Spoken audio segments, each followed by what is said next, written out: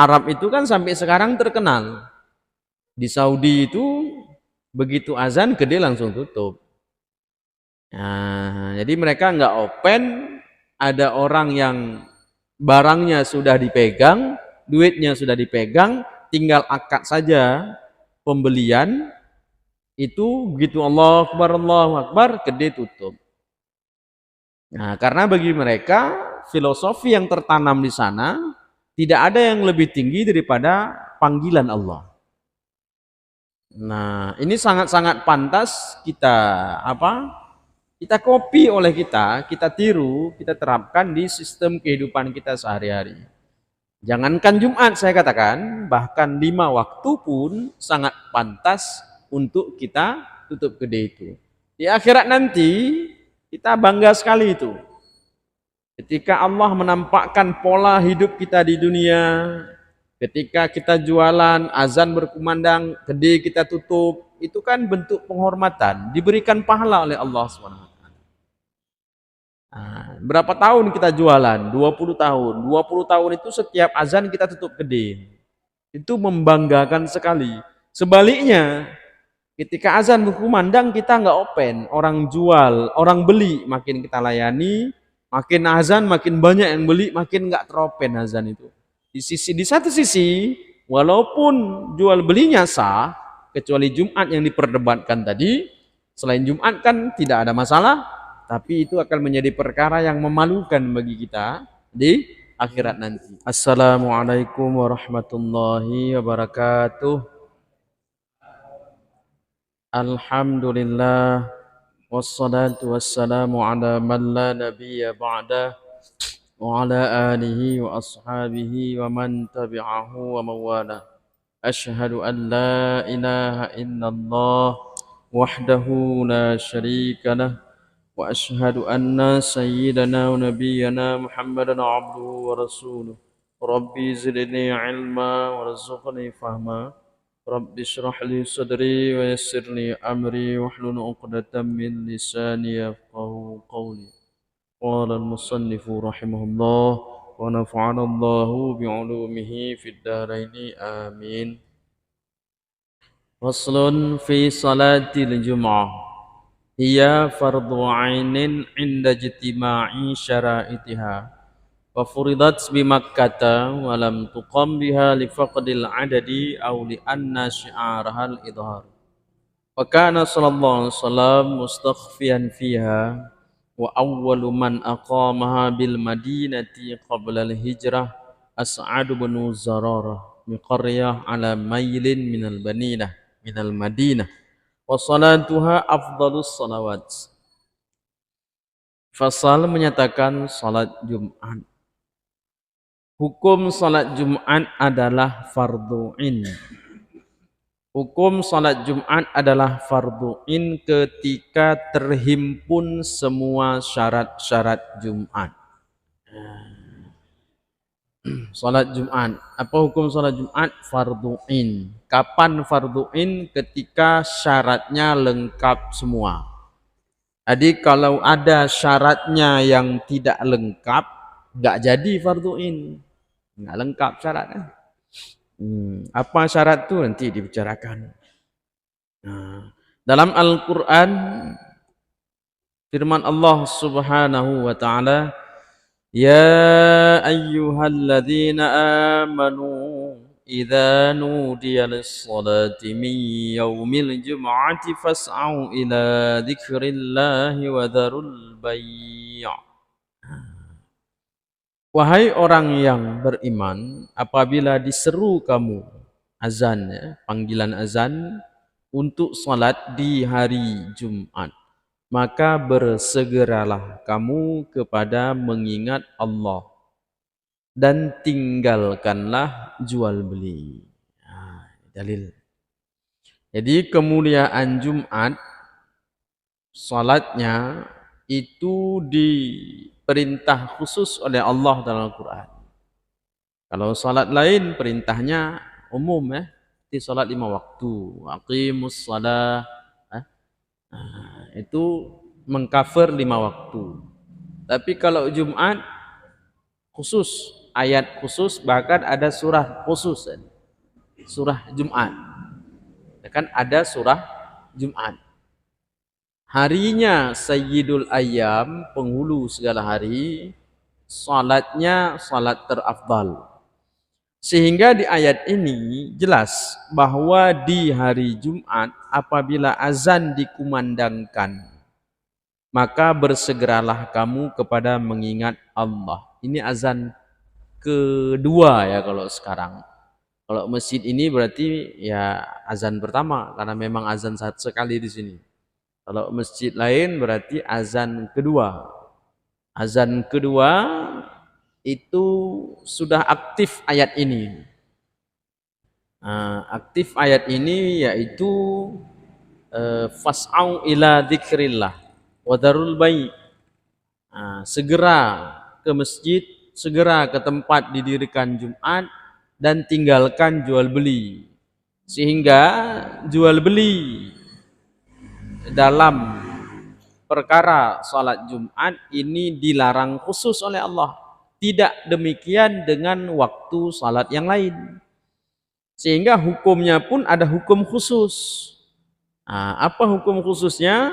Larangan jual beli saat azan, tepatnya azan dan khatib sudah di mimbar.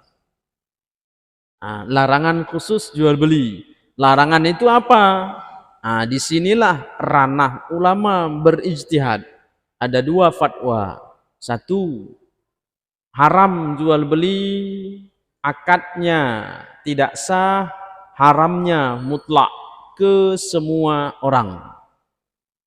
Ini madhab seperti madhab Hanafi. Haram, pokoknya haram semua. Haram kerja jual belinya, akadnya tidak sah, kemudian yang wajib Jumat atau yang tidak wajib Jumat haram juga. Perempuan umpamanya jual beli, khatib udah di mimbar, haram juga. Ini fatwa pertama dari ayat ini. Fatwa kedua, kerja jual belinya haram, akadnya sah, dan haramnya khusus ke yang wajib Jumat. Ini bedanya. Kerjanya haram, jual belinya, akadnya sah, dan haramnya khusus ke yang wajib Jumat. Jadi dalam fatwa yang kedua ini, perempuan jual beli saat Jumat berlangsung enggak kena hukum haramnya. Karena dia enggak wajib Jumat. Tapi kalau menurut fatwa yang pertama tadi, yo haram. Fatwa kedua ini madhab Syafi'i. Fatwa kedua ini madhab Syafi'i. Jadi agak longgar sedikit. Yang sepakat mereka adalah dijual belinya haram. Tapi mereka berbeda pendapat para ulama, apakah haram itu berefek ke akadnya sah atau tidak, dan ke semua orang atau tidak. Nah, di situ mereka khilaf, berbeda pendapat. Sehingga dalam tatanan kehidupan yang baik, jangankan Jumat, salat 5 waktu saja itu sangat-sangat pantas kita tutup gede, minimal tutup sementara gitu. Bentuk penghormatan kepada salat 5 waktu. Jangankan Jumat. Ini kan sedang dibicarakan hukum. Hukumnya begini. Yang bagusnya bagaimana? Yang bagusnya ya copy paste Arab lah. Arab itu kan sampai sekarang terkenal. Di Saudi itu begitu azan gede langsung tutup. Jadi mereka nggak open. Ada orang yang barangnya sudah dipegang, duitnya sudah dipegang, tinggal akad saja pembelian. Itu begitu Allahu Akbar, gede tutup. Karena bagi mereka filosofi yang tertanam di sana tidak ada yang lebih tinggi daripada panggilan Allah. Ini sangat-sangat pantas kita copy oleh kita tiru, kita terapkan di sistem kehidupan kita sehari-hari. Jangankan Jumat saya katakan, bahkan 5 waktu pun sangat pantas untuk kita tutup kedai itu. Di akhirat nanti kita bangga sekali itu. Ketika Allah menampakkan pola hidup kita di dunia, ketika kita jualan, azan berkumandang, kedai kita tutup, itu kan bentuk penghormatan, diberikan pahala oleh Allah SWT. Berapa tahun kita jualan? 20 tahun. 20 tahun itu setiap azan kita tutup kedai. Itu membanggakan sekali. Sebaliknya, ketika azan berkumandang kita nggak open, orang jual, orang beli makin kita layani, makin azan makin banyak yang beli, makin nggak teropen azan itu.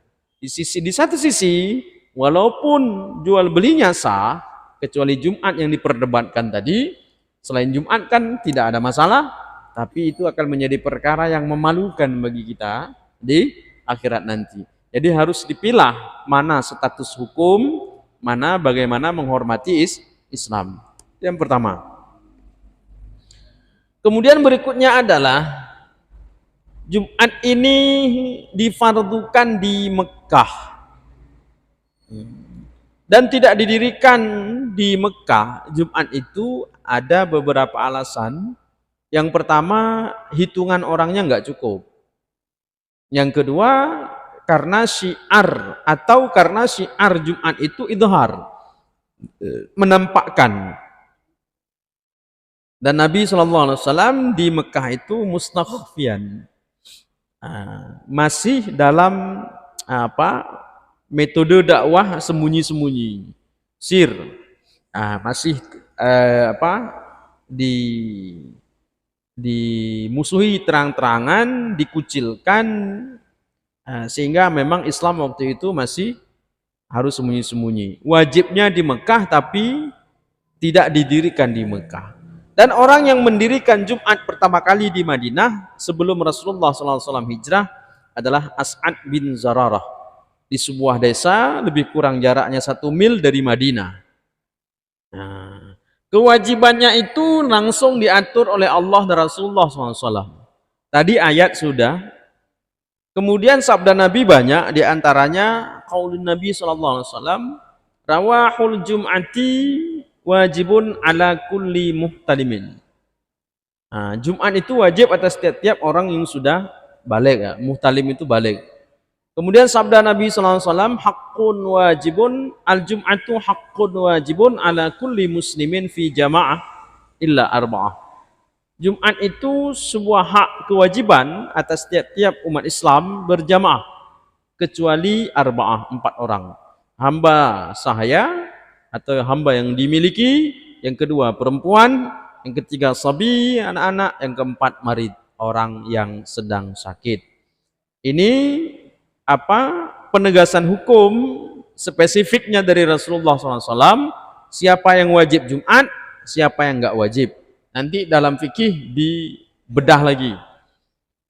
Wa salatuha afdalus salawat, dan salat Jumat ini seabdal-abdal salat. Harinya seabdal-abdal hari. Apa makna Jumat seabdal-abdal hari? Ini kan malam Jumat. Terhitung dari maghrib tadi, ini sudah masuk Jumat. Maka semua ibadah dari maghrib barusan sampai sore besok sebelum masuk maghrib malam Sabtu, itu dilipat gandakan pahala. Karena kita sedang ibadah di hari yang paling mulia dalam satu asmu, dalam satu minggu. Maka ada Jumat seabdal-abdal hari. Sehingga Jumat ini bahkan dalam fatwa Imam Ahmad bin Hambal lebih afdal dari Lailatul Qadar, kata beliau. Tapi menurut ulama yang lain enggak, ya tetap afdal Lailatul Qadar. Artinya ulama khilaf dalam posisi Jumat atau Lailatul Qadar mana yang lebih afdal. Begitu besarnya pahala, sebagaimana khilaf mereka antara mana lebih besar pahala, tukang azan atau muazin dengan yang jadi imam. Ada yang memfatwakan lebih besar pahala muazin, ada yang memfatwakan lebih besar pahala jadi imam. Ini semua punya logika hukumnya masing-masing. Salatnya pun salat terafdal, sehingga ketika kita urutkan salat terafdal, Jumat ranking 1. Besok, salat Jumat besok itu salat terafdal. Nah, kemudian subuh Jumat nanti itu ranking 2. Nah, ranking ketiganya, urutan ketiganya Isya nanti, malam Jumat barusan. Isya barusan, nanti sebentar lagi maksudnya. Kemudian yang keempat Asar besok, Asar Jumat. Yang kelima Maghrib barusan. Jadi Maghrib itu urutan terakhir dalam konteks afdaliyah 27 derajat. Yang paling tinggi Jumat besok. Kemudian subuh Jumat mengalahkan semua subuh selain Jumat. Nah, subuh Jumat mengalahkan semua subuh selain Jumat dalam konteks afdaliyah 27 derajatnya. Jadi subuh Kamis, subuh Sabtu, Ahad, Senin, Selasa itu kalah semua itu dengan subuh Jumat. Sehingga subuh Jumat ini khusus dia. Dan subuh Jumat ini nggak bisa diprotes seperti subuh yang lain, dalam artian kalau imamnya mau baca panjang nggak bisa diprotes, bahkan disuruh oleh syariat, disunahkan baca ayat sajadah di subuh Jumat. Kan lama itu, lumayan lama, bagi yang nggak biasa salat lama lumayan lama. Tapi di subuh Jumat imamnya nggak perlu minta izin ke makmum. Di subuh Jumat imamnya nggak perlu lapor ke makmum, saya mau baca ayat sajadah panjang, nggak perlu, silahkan baca, disuruh oleh syariat. Tapi kalau subuh selain Jumat mau baca segitu ayat panjang, harus izin dulu sama makmum. Makmum, saya mau baca ayat Ar-Rahman nih, setuju nggak? Semua harus jawab setuju, baru boleh imamnya baca. Tapi kalau Jumat nggak perlu izin, karena memang Jumat ini diformat oleh Allah bagi kita umat Islam untuk harinya ibadah, untuk menikmati ibadah. Makanya sholatnya lama dari subuh. Kemudian Jumatnya juga ayatnya juga yang paling pendek Sabbihis dengan hal ataka. Riwayat yang lain lebih panjang, ada surat yang lain lebih panjang. Memang harinya ibadah. Tapi hari ini kan enggak. Jumat ini dikesan buru-buru semua. Nah, khatib kita nggak boleh lama. Kalau lama ditegur. Salatnya nggak boleh lama Jumatnya, kalau lama juga jadi masa muka pengurus masjid atau jamaahnya. Nah, yang seperti ini udah berbelok dari tolnya Jumat. Jadi Jumat ini memang hari untuk menikmati ibadah. Jadi nggak usah dikesan untuk cepat-cepat, untuk buru-buru. Jadi kalau memang khatib diminta 15 menit, kalau 15 menit itu kalau tema-temanya amar ma'ruf nahi mungkar, ngajak orang salat, ngingatkan untuk dosa A, dosa B, dosa C, pahala A, B, C itu bisa. Tapi kalau kena musim kurban, dekat kurban, mau puasa, nggak cocok 15 menit, harus bahas bab puasa. Paling cepat 30 menit. Jadi nggak usah dibatasi 15 menit. Mau masuk hari raya kurban, khatibnya jangan dikasih 15 menit.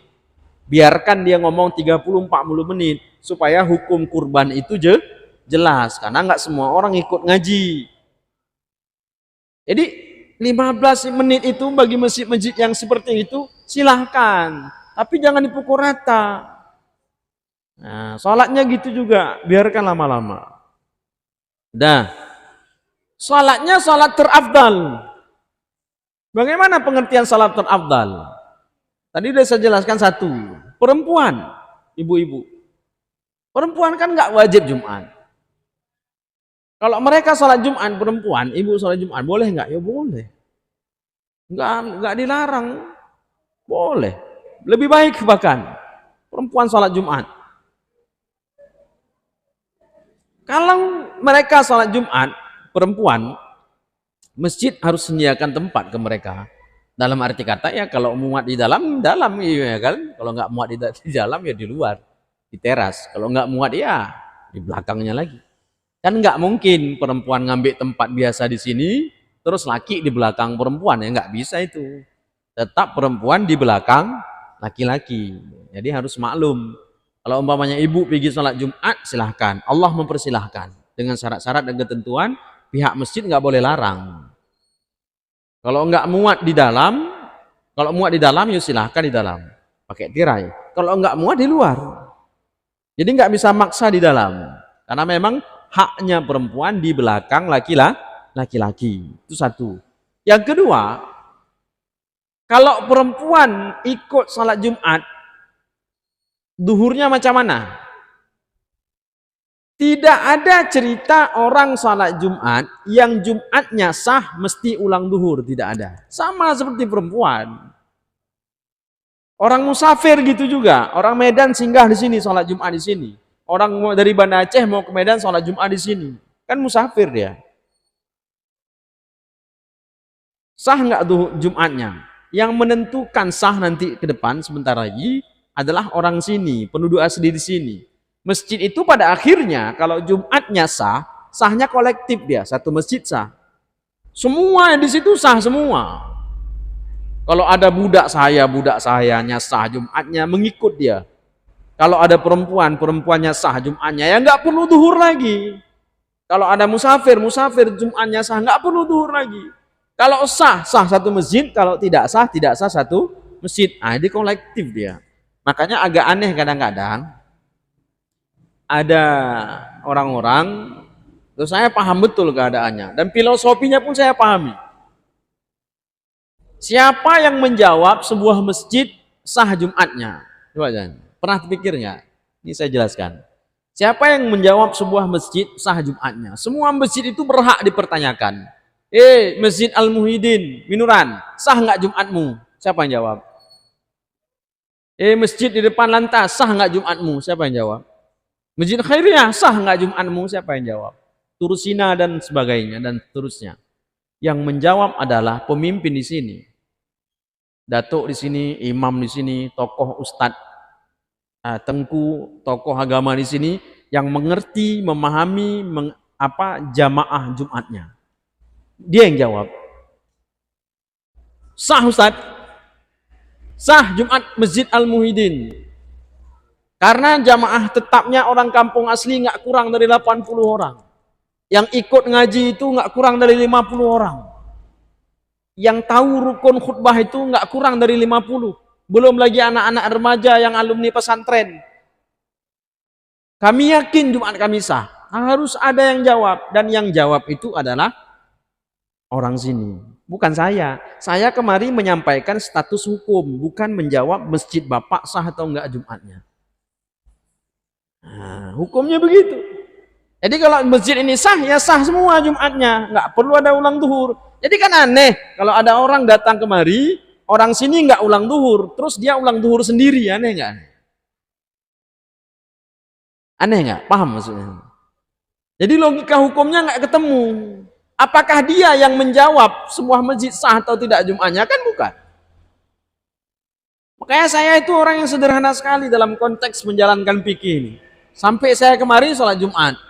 Bapak nggak ulang duhur. Berarti dari situ saya tangkap Bapak menghakimi bahwa Jumat ini masjid kita sah Jumatnya. Kalau saya tanya syarat Jumatnya di masjid kita lengkap semua, tentu Bapak harus punya jawaban sudah lengkap. Kalau enggak bagaimana dijawab? Sah. Ada masjid lain kita tanya, Masjid Khairiyah, sah enggak Jumatmu? Dilacak lah, dicek data oleh Pak Imamnya, oleh Pak Datuknya dan seterusnya. Enggak sah Ustaz. Kenapa? Penduduk asli paling ada 30 orang. Yang lain orang luar. Jadi kalau enggak sah, sholat duhur. Sholat duhurnya pun diputuskan oleh pemimpinnya. Masjid kita nggak sah Jumatnya Jumat ini. Kita sholat duhur. Mau duhurnya berjamaah, mau duhurnya sendiri. Harus ada keputusan. Jadi nggak bisa dia spekulasi. Atau nggak bisa dia saling menerawang sendiri-sendiri. Masjid Muhyiddin sah nggak Jumatnya? Entah, ngeri-ngeri sedap. Ragu kita. Yang kita tanya sama orang lain lagi. Padahal keluarnya dari satu masjid. Nggak bisa seperti itu. Itu menandakan bahwa struktur Jumat di situ tidak dipahami dengan baik dan benar.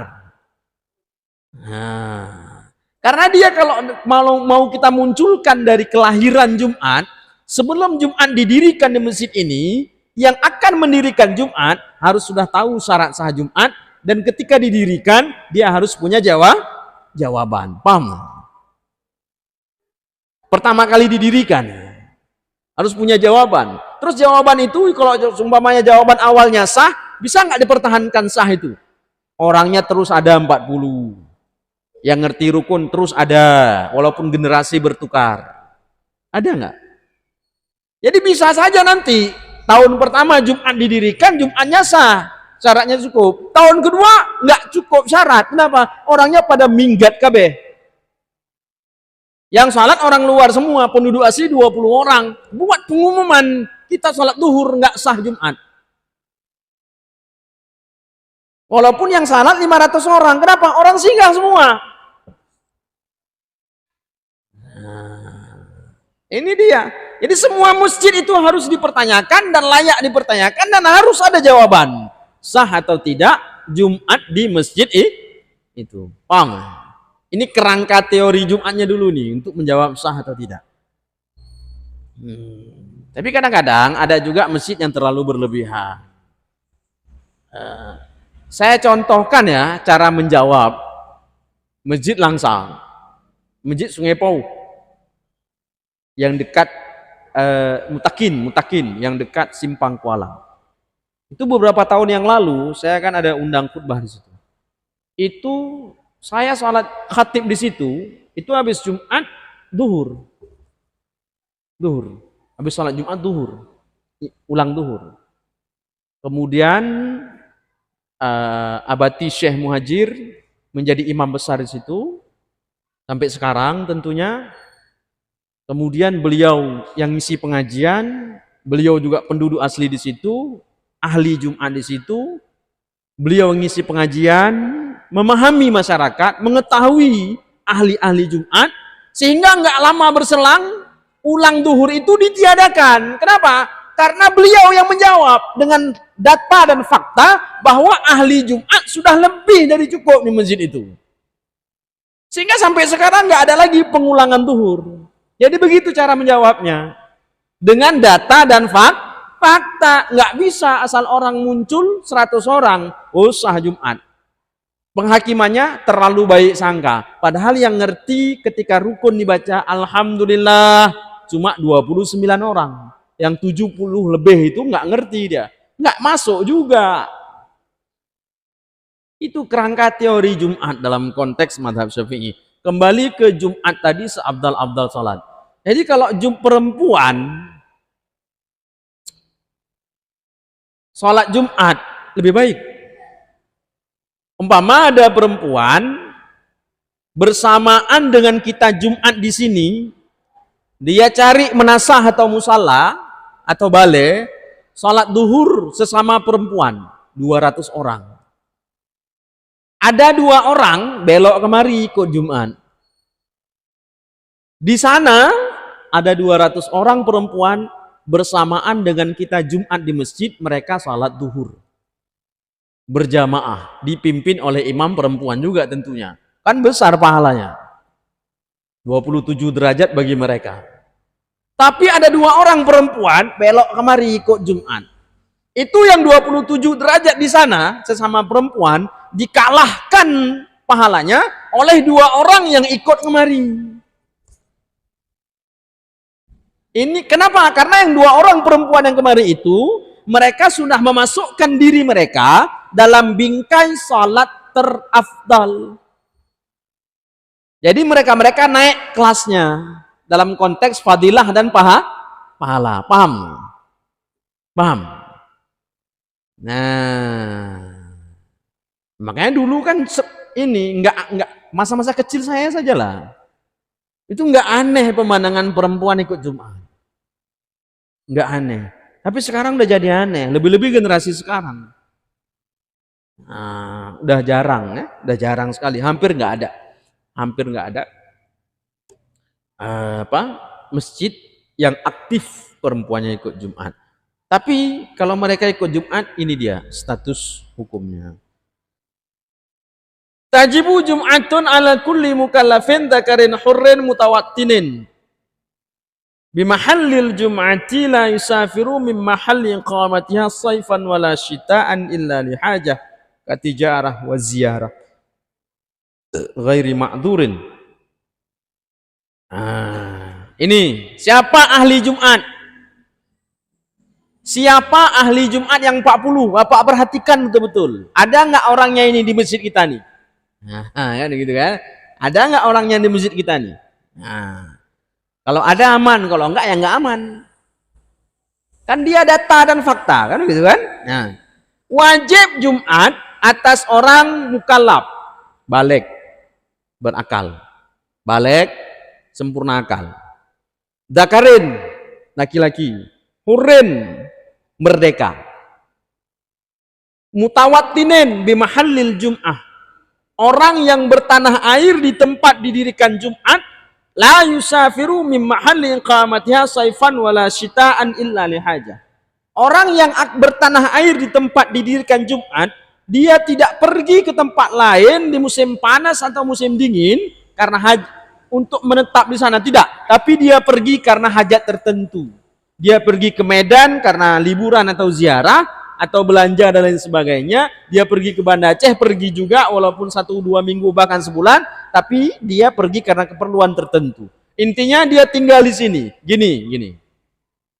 Saya paketkan terus. Yang pertama, kasus ini dicontoh langsung hukum. Ada orang Banda Aceh pergi ke Minuran.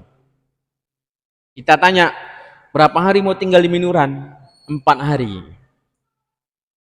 4 hari. Apa statusnya? Musafir. Hari dia sampainya hari Kamis. Hari Kamis belum dihitung 1, karena itu hari sampai. Jumat dihitung 1, terus boleh jamak kasar Jumat itu. Sabtu hitung 2, terus boleh jamak kasar. Ahad 3, terus boleh jamak kasar. Senin 4, terus boleh jamak kasar. Karena maksimal 4 hari. Malam Selasa pulang. Aktif lagi jamak kasarnya, jalan pulang. Sebelum masuk ke batas kampungnya Banda Aceh baru putus. 1, ini musafir 4 hari.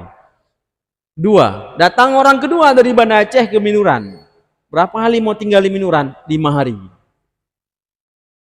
Apa statusnya? Mukim. Mukim, orang yang akan tinggal di sini lebih dari 4 hari, mukim. Hari pertama dia sampai Kamis, sama, boleh jamak kasar, belum dihitung 1. Jumat 1, Sabtu 2, Ahad 3, Senin 4, boleh jamak kasar. Masuk Selasa harus salat normal. Malam Rabu pulang, aktif lagi jamak kasar, silakan. Selasa doang enggak boleh. Paham? Dah, ini mukim ini yang akan tinggal di Minuran, datang orang lagi. Berapa lama mau tinggal di Minuran? 30 tahun. Mukim juga. Loh, habis 30 tahun mau kemana? Pulang lagi ke Banda Aceh. Mukim. Oh, mukim ini tidak masuk dalam hitungan 40. Datang orang keempat ke Banda Aceh kemari. Berapa lama mau tinggal di Minuran? Sampai tutup usia, Ustadz. Nggak ada rencana pulang lagi. Mau tinggal di sini terus. Kalau ada umur panjang, meninggal di sini. Inilah mustautin. Inilah ahli Jumat. Orang yang bertanah air nggak ada rencana pindah lagi dari tempat dia tinggal itu. Inilah yang dicari 40 orang. Yang ketiga nih. Paham? Yang 40 orang ini yang mustautin nih. Ada nggak di masjid kita 40 orang model begini? Nggak ada rencana lagi pulang kampung, pindah rumah, nggak ada rencana lagi. Sampai meninggal mau di sini. 40 orang di masjid kita nih, orang seperti ini diminta oleh Zanian. Ada? Siapa yang jawab? Udah saya kasih tahu tadi siapa yang jawab. Bukan saya yang jawab, Bapak yang jawab. Hitung Ustaz, hitung.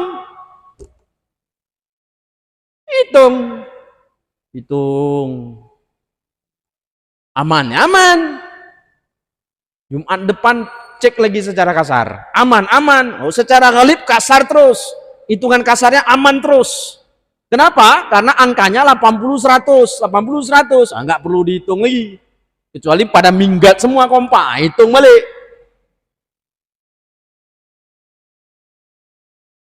Nah, jadi orang pertama dan kedua tadi, walaupun 30 tahun dia mau menetap di sini, Dia itu mukim, bukan mustautin. Orang yang menetap sementara. Sementara itu mau sehari, mau 100 tahun.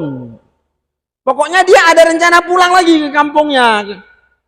Itu namanya mukim dalam bab Jumat. Mukim ini orang yang tidak terhitung ke ahli Jumat. Yang ahli Jumat mana? Yang nggak ada rencana pulang-pulang pergi-pergi lagi. Terus mau tinggal sini sampai tutup usia. Ada 40 barangnya? Ada. Teken satu aman. Jam berapa Isa?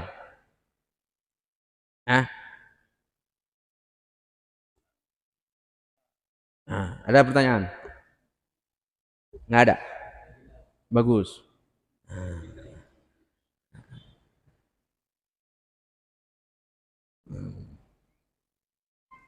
Dah.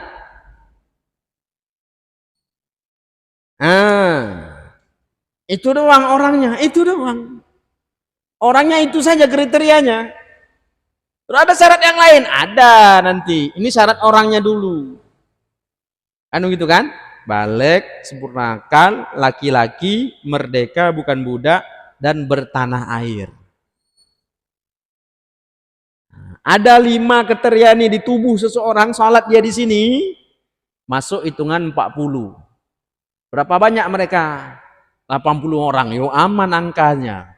Ada syarat yang lain yang diminta oleh Tuhan untuk badan yang 40 nih? Ada. Bukan itu doang, ada. Ketika rukun dibaca, tahu dia itu rukun. Di antaranya syarat yang paling penting. Kan gitu? Tahu dia, khatib sedang baca rukun. Jadi yang payah kali enggak juga, yang sulit kali enggak juga. Ini kadang-kadang ada masjid, orangnya itu orang penduduk asli 200-an. Tapi ulang Jumat dengan ulang duhur dengan alasan yang abstrak alasannya. Macam masjid Bukit Tempurung. Masa sih nggak ada ahli Jumat 40 aja yang Allah minta. Orang setempat asli, terserah dia dari mana asalnya, nggak ada rencana pindah lagi. Ketika rukun dibaca tahu dia. Itu puji, itu selawat, hingga seterusnya. Masa nggak ada segitu barang tuh?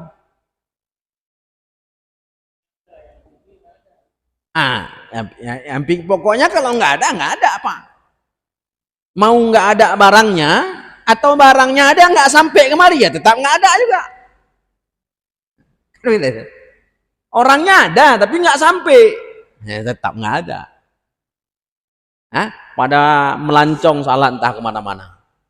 Sehingga penduduk asli yang salat cuma 30 orang umpama. Yang lain 200 orang, orang luar semua. Yo nggak ada itu namanya. Sama dengan ujungnya teken salat duhur. Kenapa? Karena orang yang asli tadi nggak cukup 40. Paham ya? Jadi 40 itu bukan cuma orang yang sholat di sini asal-asal orang, ya enggak. Ada kriterianya. Apalagi mau dibicarakan? Saya ada satu tempat lagi nih, jadi nggak bisa di sini.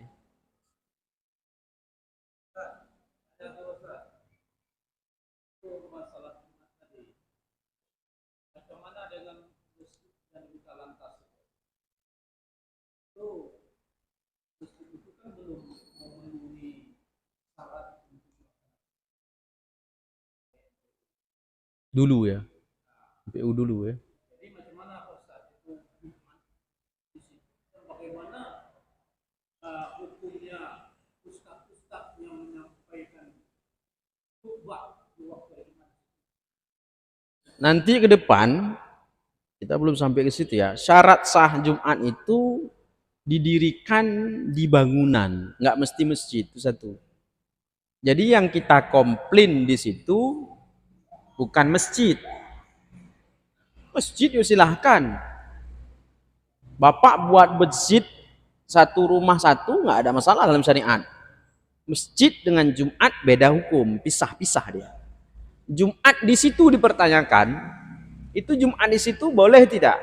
Sebelum didirikan syaratnya udah cukup belum? Nah, dulu kan, balik sejarah dulu. Cukup nggak dulu syaratnya? Itu masuk kampung mana? Kota ya? Hah? Sriwijaya. Sriwijaya ada masjid. Berapa masjid? Satu. Satu masjid itu muat nggak untuk ahli Jumat di kampung Sriwijaya? Kalau nggak muat, udah cukup syarat untuk lebih dari satu Jumat didirikan di sebuah kampung. Kalau nggak muat, bisa saja dulu nggak cukup syarat, bisa saja sekarang udah cukup syarat. Siapa yang meneliti? Siapa yang menjawab? Lagi-lagi orang di situ. Nah, saya ditanya hanya menjawab status hukum, bukan memponis sebuah tempat sah atau tidak. Nah, jadi kalau Bapak tanya sekarang malam ini butuh jawaban, sah nggak Jumat di situ? Saya harus periksa dulu. Nah,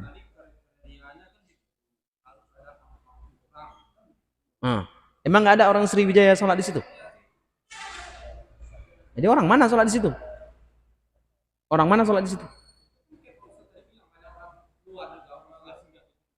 Nah, itu macam orang kebon lah berarti nanti takutnya. Orang kebon pondok-pondok tuh. Nah, itu untuk sah Jumatnya mengkhawatirkan. Jadi yang aman ya yang seperti ini. Udah, nanti kita bahas lagi ya. Di pertemuan ke depan insya Allah ada waktu. Cukup untuk hari ini. Bapak, Ibu semuanya semoga bermanfaat. Adanallahu wa iyyakum ajmain. Assalamualaikum warahmatullahi wabarakatuh.